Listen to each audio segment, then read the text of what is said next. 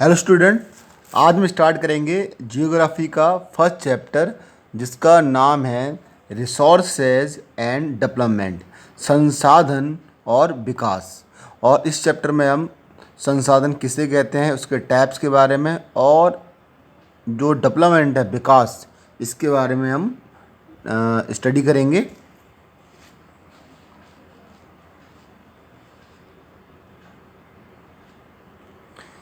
Can you identify and name the various items used in making life comfortable in our villages and towns? List the items and name the material used in their making. क्या आप उन वस्तुओं का नाम बता सकते हैं जो गांव और शहरों में हमारे जीवन को आराम देती है या आराम पहुंचाती है? List the item and name the material use in their making. उन सभी वस्तुओं की आपको लिस्ट बनानी है और उनको बनाने में जो मटेरियल पदार्थ का यूज होता है उनको उनका नाम बताना है। मतलब सबसे पहले तो काम जो वस्तु हैं उनकी लिस्ट, और उन वस्तुओं को बनाने में जो जो मटेरियल पदार्थ की आवश्यकता होता है उनका नाम आपको बताना है। Everything available in our environment which can be use to satisfy our needs provided it is technologically accessible, economically feasible and culturally acceptable can be termed as resources। हमारे पर्यावरण में उपलब्ध जो प्रत्येक वस्तु जो हमारी ज़रूरतों को सेटिस्फाई मतलब पूरा करती है, इट इज़ टेक्नोलॉजिकली, और जिसको बनाने के लिए तकनीक या प्रौद्योगिकी बोलते हैं, इसे हम तकनीक उपलब्ध हो, साथ साथ जो आर्थिक रूप से कैसी हो, फिजिबल, संभाव्य हो, और सांस्कृतिक रूप से उसे स्वीकार किया जाए या उसे मान्यता प्राप्त हो, उसे हम संसाधन कहते हैं।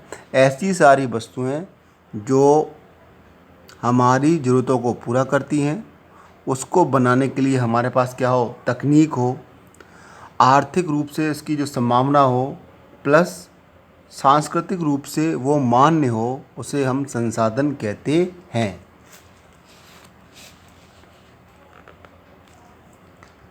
जो interdependent relationship between nature, technology and institutions, अंतः संबंध किसके बीच में? प्रकृति, तकनीक और संस्थाओं के बीच में। तो आप देख रहे हैं कि जो मानव है ये इन तीनों से क्या कर रहा है, इंटरेक्शन कर रहा है, तकनीक से, संस्था से, और प्राकृतिक पर्यावरण जिसे हम बोलते हैं प्रकृति कहा जाता है। The process of transformation of things available in our environment involve an interactive relationship between nature, technology and institutions। जो वस्तुओं को, जो पर्यावरण में उपलब्ध वस्तुएं हैं, उनको बदलने की प्रक्रिया में क्या क्या शामिल होता है? तो उसमें अंतःक्रिया या अंतर संबंध होता है किसके बीच में? प्रकृति के बीच में, तकनीक के बीच में, और जो संस्थाएं होती हैं उनके बीच में। Human beings interact with nature through technology and create institutions to accelerate their economic development। मानव तकनीक के द्वारा प्रकृति के साथ क्रिया करते हैं और आर्थिक विकास को, इकोनॉमिक डेवलपमेंट को तेज करने के लिए संस्थाओं का निर्माण करते हैं या संस्थाओं को बनाते हैं।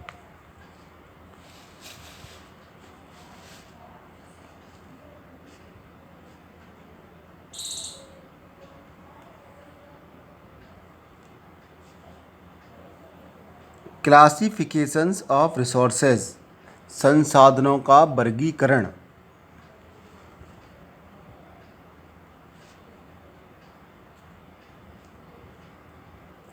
संसाधन आपके टू टाइप्स के होते हैं। नंबर एक प्राकृतिक दूसरा मानव या मानवीय। नेचुरल में आपके रिन्यूएबल और नॉन रिन्यूएबल, नव्यकरणीय और अनव्यकरणीय। रिन्यूएबल में भी फिर दो होते हैं आपके, कंटिन्यूस और फ्लो, और दूसरा है बायोलॉजिकल। तो जो आपका कंटिन्यूस का माना होता है आपका सतत या प्रवाह संसाधन, जैसे विंड, हवा, वायु, वाटर, जल। और बायोलॉजिकल होते हैं जैविक, इसमें आपके दो होते हैं, नेचुरल प्राकृतिक, और दूसरा होता है वाइल्ड लाइफ वन्य जीव। नेचुरल वेजिटेशन प्राकृतिक वनस्पति, और प्राकृतिक वनस्पति कहाँ पाई जाती है, वो पाई जाती है वनों में, फॉरेस्ट। और जो नॉन रिन्यूएबल है अनव्यकरणीय संसाधन, इन्हें दो भागों में बांटा गया है, एक तो रिसाइकेबल और दूसरा नॉन रिसाइक्लेबल।